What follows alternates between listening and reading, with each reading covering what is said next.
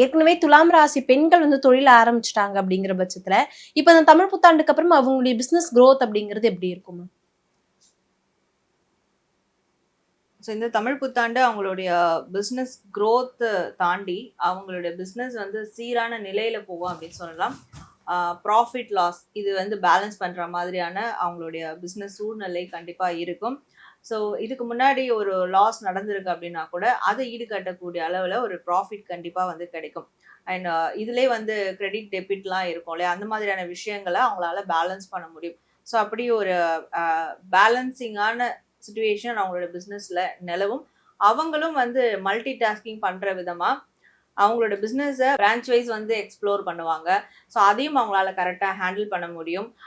ஒரு பிஸ்னஸ் இருக்கும்போது இன்னொரு ஸ்மால் பிஸ்னஸ் ஓப்பன் பண்ணுவாங்க, ஸ்டார்ட் பண்ணுவாங்க. அதையும் அவங்களால ஹேண்டில் பண்ண முடியும். ஸோ அப்படி மல்டி டாஸ்கிங் ஆன விஷயங்களை அவங்களால ஹேண்டில் பண்ண முடியும்.